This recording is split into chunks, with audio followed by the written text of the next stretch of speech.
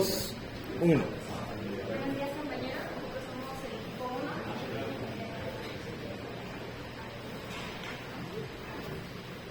Está conformado por Elías, Juan, Diego y Ian. Vamos a presentarles la actividad número 1. Respuesta al escalón de signos de primera. Fijamos nuestros objetivos en 3 para no perder el enfoque de la práctica y poderla resolver de manera satisfactoria. Empezando por conocer el funcionamiento de elementos pasivos capacitor, inductor y circuito de rendimiento. Como también es importante comprobar resultados teóricos en una implementación física para ver términos de errores, cuestión de calculado y lo que nos apareció con los problemas en la implementación. Y pues lo también importante es mostrar en gráficas la respuesta de voltaje de escalón, que pues es lo que presentamos en esta parte. Para dar introducción al tema tenemos una descripción general o más teórico. Iniciamos diciendo que el circuito tiene la característica que solo tiene un único elemento de almacenamiento, RL o RC, que están modelados por una ecuación de primera orden, por eso. ¿Qué vamos a ver aquí? Ante un cambio súbito por la apertura o cierre de un interruptor, vamos a ver una respuesta. Marco teórico no. Cáltense. Bueno, vamos a hacer un análisis en 3 periodos. Ya es el estado inicial, que no se lo podemos comparar como alguna canción, antes de que inicie el sonido. Después en el estado transitorio, que es cuando damos play a la canción y podemos ver un cambio instantáneo, que es lo que vamos a ver. Y pues el estado final, cuando ya el sistema se ha aceptado y ya no tenemos ninguna manipulación. Y pues ya vamos a hablar de Buenos días, vamos a presentar el circuito de RC.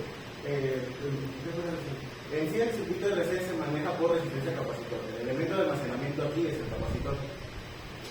Como el compañero lo mostró, nosotros lo ejecutamos o lo presenciamos a un voltaje de escalón. Ahora, para el circuito de RC les quiero comentar que hay 2 tipos de circuitos, por decir, que es un capacitor electrolítico o un capacitor cerámico. De ahí depende de las respuestas que las tienes. Si vas a usar un capacitor cerámico, tienes que tener en cuenta que son valores comerciales muy pequeños, pero no tienes, como que dice, fugas de carga eléctrica. Pero si decides usar un capacitor electrolítico, tienes la ventaja de usar un mayor número de capacitantes, podría decir, pero tienes la posibilidad de que tenga fugas. Ahora, les quiero explicar también cómo funciona el capacitor ante una respuesta de voltaje. En general, el capacitor, cuando recibe, el capacitor en sí no puede tener cambios bruscos en el voltaje. Por eso, cuando se ve sometido a un voltaje escalón o a un voltaje, tiende a cargarse y después de esa carga se queda en un periodo final. Por eso, como mi compañera mencionó, hay 3 periodos. Estado inicial, que es cuando el voltaje no, cuando no hay voltaje, cuando se encuentra en un cero, cuando el capacitor se carga o descarga y cuando se queda estable. Ahora también, tanto como se puede cargar un capacitor como se puede descargar un capacitor. Para este tiempo en el que se carga o se descarga se le maneja como una constante, como un periodo de transitorio, perdón.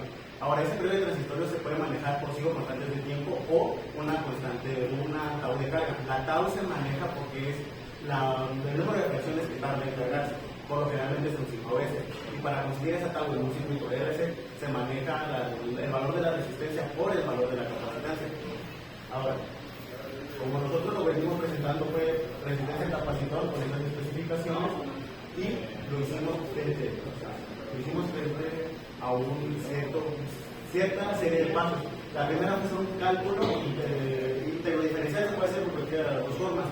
Nosotros optamos por hacerlo de la manera integral. Para sacar el integral del voltaje del capacitor, que es el que nos importa, porque no puede recibir cambios bruscos en su interior, pero la corriente sí recibe cambios bruscos, es otro detalle. La corriente sí tiene cambios instantáneos del capacitor, donde el capacitor no se carga o se descarga. La fórmula que usamos para poder llenar esta tabla es la de el voltaje es igual a 1 sobre C, 1 sobre la capacitancia por el integral de la corriente respecto al tiempo. Ahora, para tener un resultado más preciso, hay varias opciones. Uno es evaluarlo o no evaluarla a valores muy pequeños o a valores demasiado grandes. todo esto depende también de cómo, del tiempo que se tenga que cargar tu elemento. Si la TAU de carga, bueno, las secuencias de TAU son muy pequeñas, no puedes usar periodos de tiempo demasiado grandes, tienes que, como que dice, concientizar esos dos.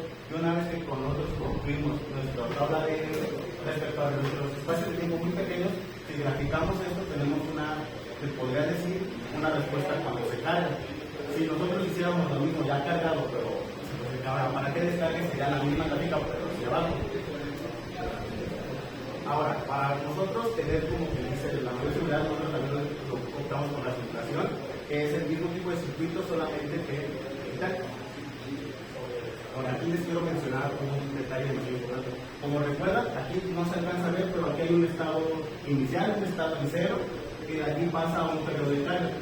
Se podría decir que aquí a acá es el estado transitorio, que son el tiempo de carga o las 5 constantes de tiempo, y después de ese punto pasa a un estado final, que es como que dice, se queda cargado, porque el capacitor no llega a cargarse al 100%.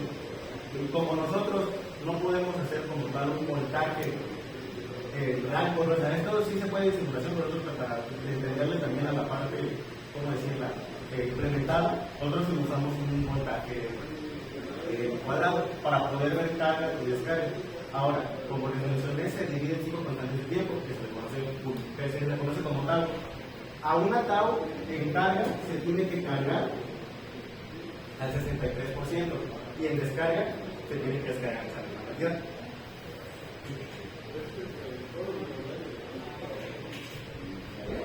Ahora, como se puede apreciar, nosotros ahorita nada más lo pusimos en carga, la descarga no le tomamos imagen, pero es la misma funcionamiento que les acabo de explicar en el simulador. Tenemos un periodo transitorio que va en cero cuando se prende, bueno, se activa el inicial. Dice que acaba de marcar es el estado inicial. Perdón, el inicial. Y esta pequeña fracción de tiempo es el estado transitorio, que es en donde sucede, funciona ese control. De aquí a acá es el estado transitorio, porque es cuando supuestamente se carga idealmente. Y estos valores son los 5 periodos de tiempo, y aquí ya está, se puede decir en un estado final porque se cargó completamente. Ya como dato cultural, se le conoce que a un capacitor corriente directa es un circuito abierto, porque cuando está cargado completamente no hay una corriente que fluya, entonces no hay como tal, no haber una corriente es un circuito abierto.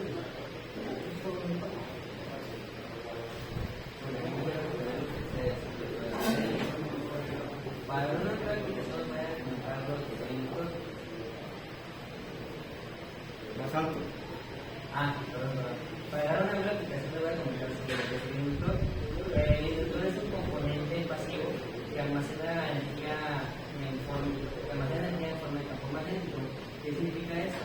Que ahora no se comunica con lo que pasa en el capacitor, ya que al momento de iniciar el voltaje va a llegar a su punto máximo al instante de tiempo, mientras que la corriente se va a cargar en el tiempo de alentamiento, que será 50 avos más o menos. La TAU, como dijo mi compañero Elías, es el constante de tiempo que se va a cargar en un 63-64%.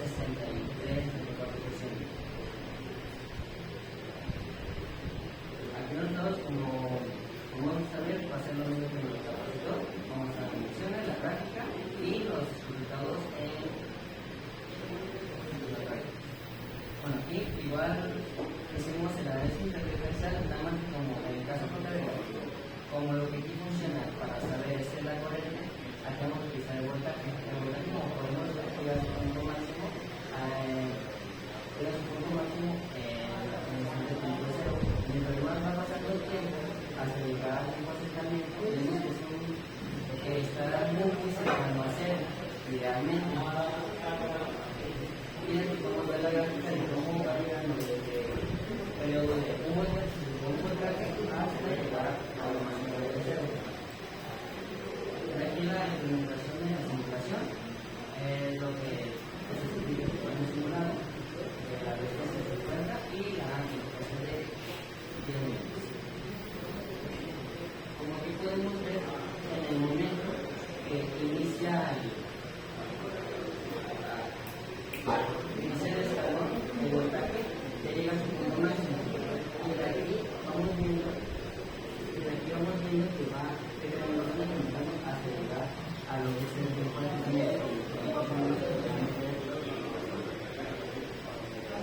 y aquí es donde más o menos llegaría a cero, o lo más cercano a cero. Y así podemos ver de que el tiempo de asentamiento va del ahora bien, ¿qué es lo que vemos aquí? Aquí está llegando a cero, es decir, no tenemos ningún tipo de, ¿cómo decirlo? No es energizado el circuito. Es el estado inicial. Es el estado inicial. Y al momento de energizarse, en este punto, vamos a ver que al energizarse llegar a cero no llega completamente a cero. De hecho, podemos ver que en este punto hay una diferencia. Esto pues es debido al emanado que tiene el propio inductor, que lo que hace es que tiene una cierta resistencia, lo cual consume ese voltaje y no puede llegar al punto de cero. Como que lo que idealmente, verdaderamente en una práctica no vas a llegar no va a llegar a lo máximo que puede ser y por lo mismo